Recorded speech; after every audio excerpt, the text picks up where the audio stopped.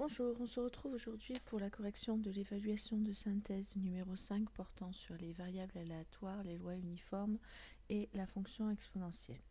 Premier exercice, un exercice avec les variables aléatoires. Une entreprise fabrique des brioches de poids standard 700 g. Le coût de production d'une brioche est de 1,80 €. Si une brioche pèse entre 700 g et 720 g, elle est vendue au prix de 3 €. Sinon, elle est vendue dans des magasins à prix cassé à 2 € si elle pèse plus de 720 g et elle est vendue à 1,50 € si elle pèse moins de 700 g.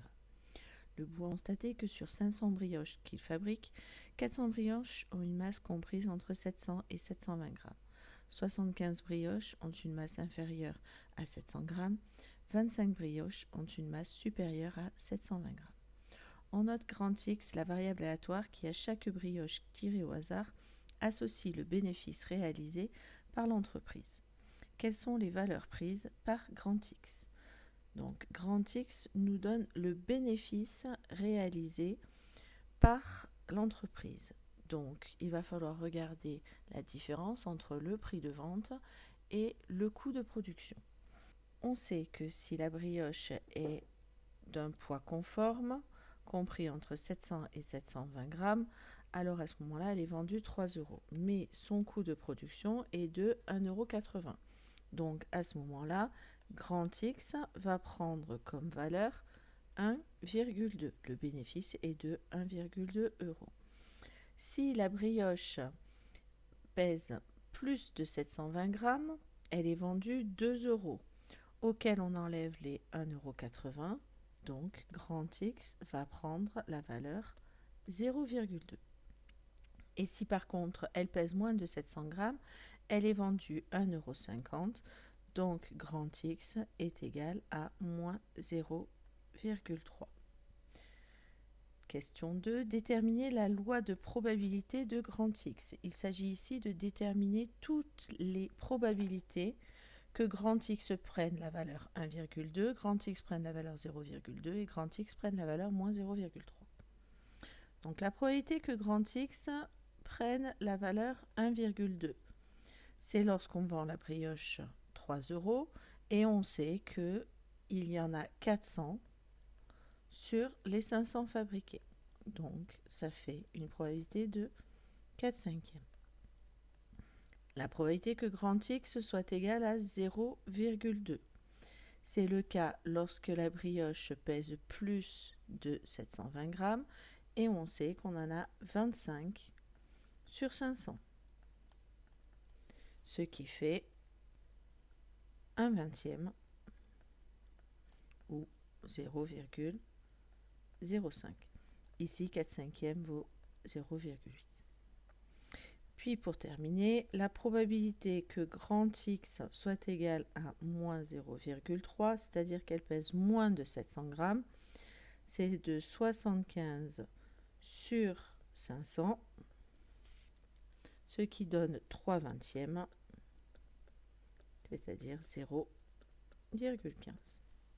On peut donc résumer cette loi de probabilité dans un tableau en écrivant les valeurs de x et les probabilités associées. Donc la probabilité que x soit égal à 1,2, elle est de 0,8.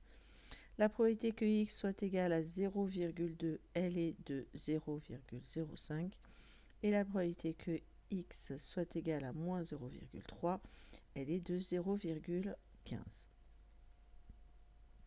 Question 3.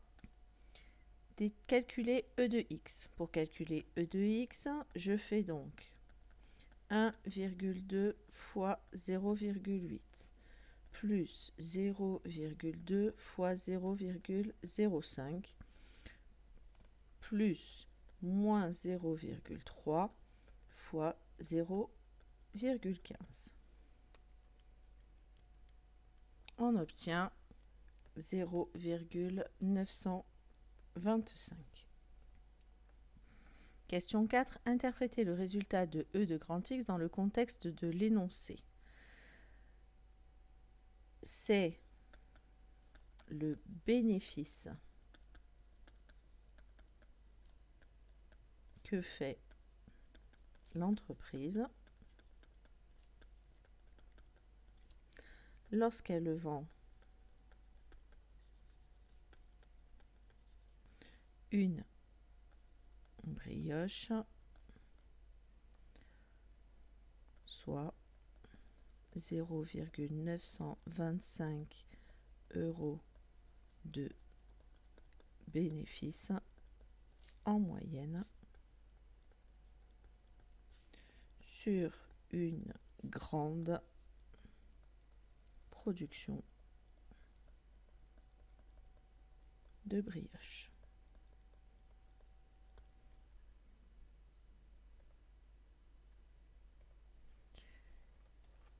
Exercice 2. Aurélie a dit qu'elle passerait voir Hervé à un moment quelconque entre 18h30 et 20h45. Quelle est la probabilité qu'elle arrive pendant le feuilleton préféré d'Hervé, qui dure de 19h à 19h30 ?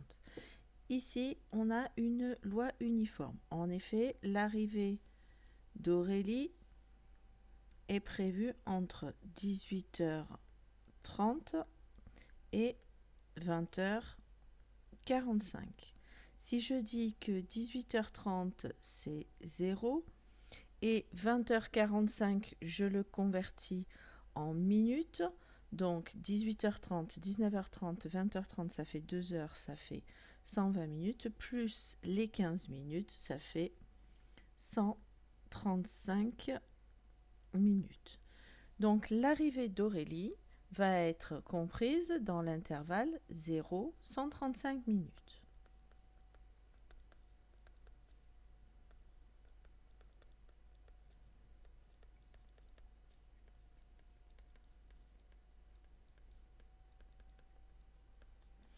On sait que le feuilleton d'Hervé est entre 19h et 19h30.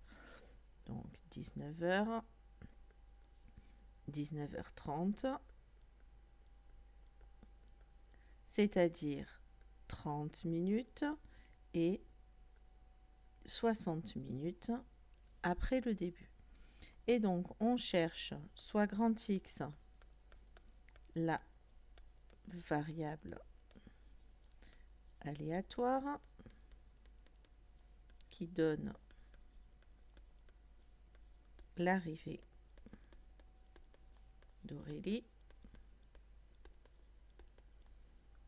Grand X suit une loi uniforme sur 0,135. On cherche la probabilité que grand X soit entre 30 et 60. Elle est donc égale à 60 moins 30 sur 135 moins 0, c'est-à-dire 30 sur 135,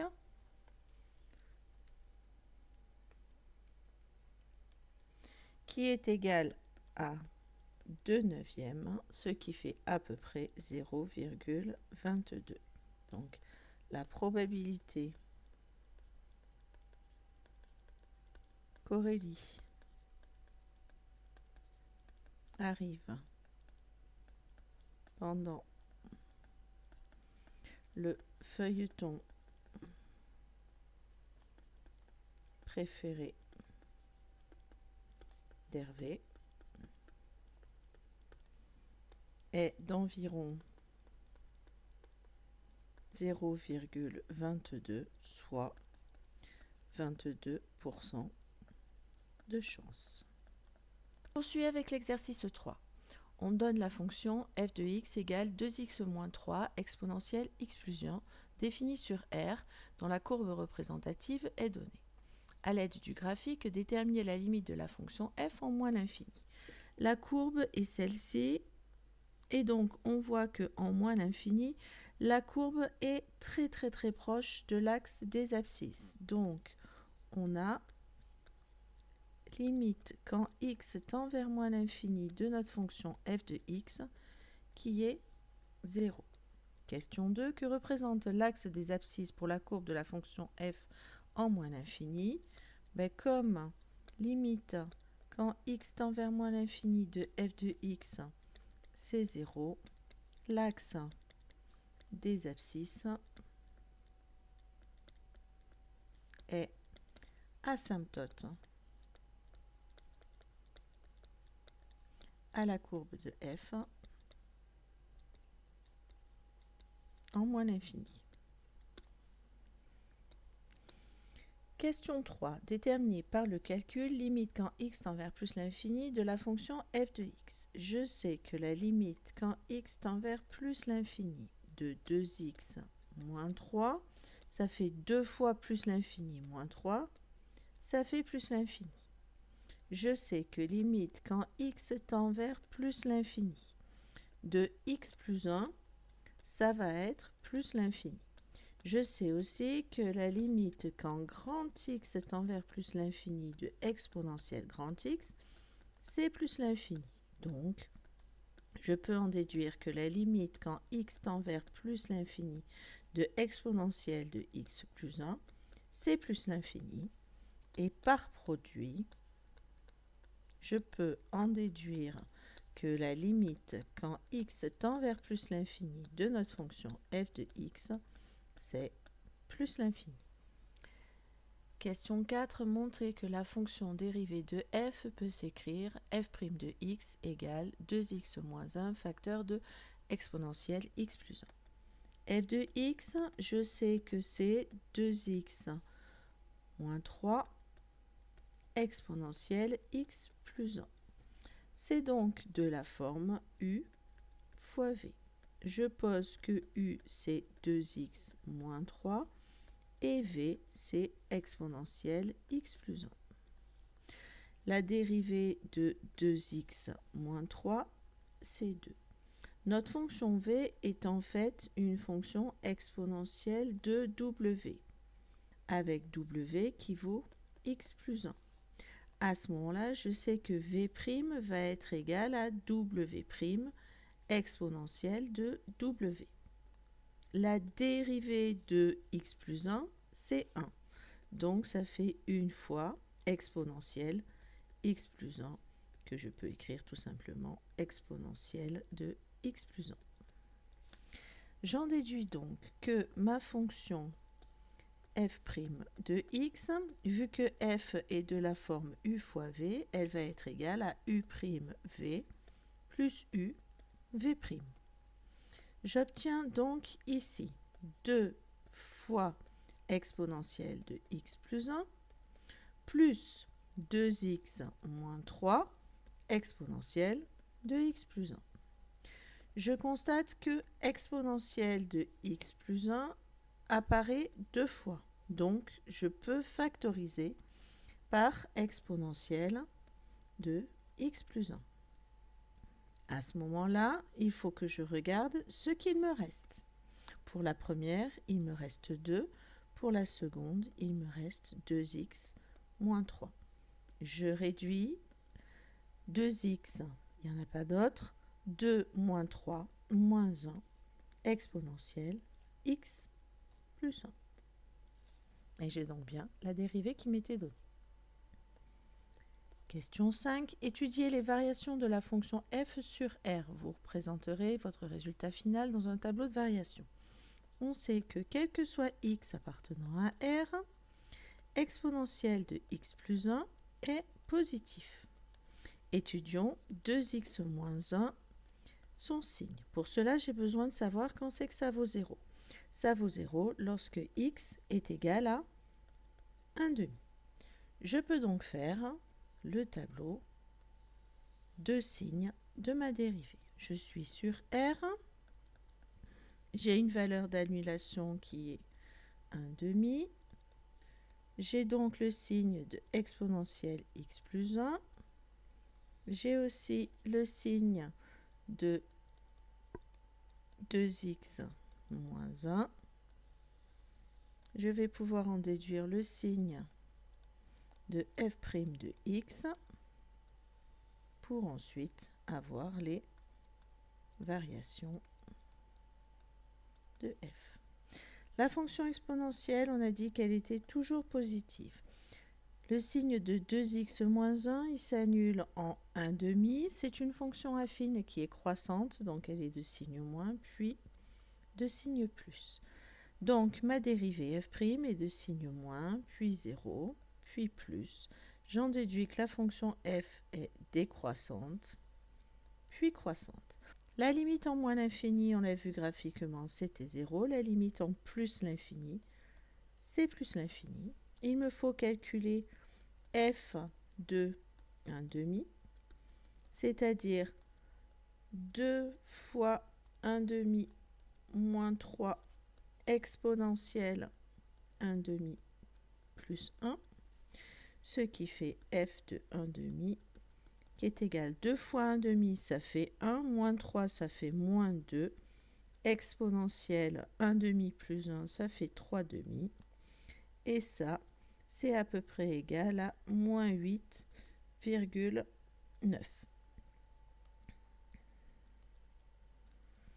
Question 6.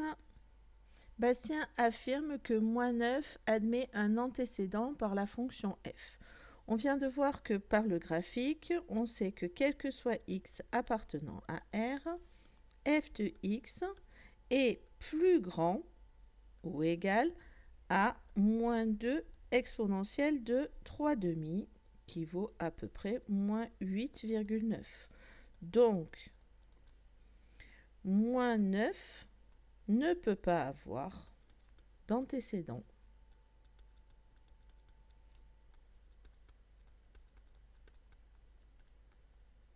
par f, puisque en effet, le minimum de la fonction, c'est à peu près moins 8,9. Voilà, j'espère que cette vidéo vous aura mieux permis de comprendre ce devoir, les questions qui vous ont posé problème ou celles que vous n'avez pas bien traitées. Maintenant, il s'agit de le reprendre un petit peu plus en détail pour être certain d'avoir parfaitement compris. Donc, je vous souhaite bon travail.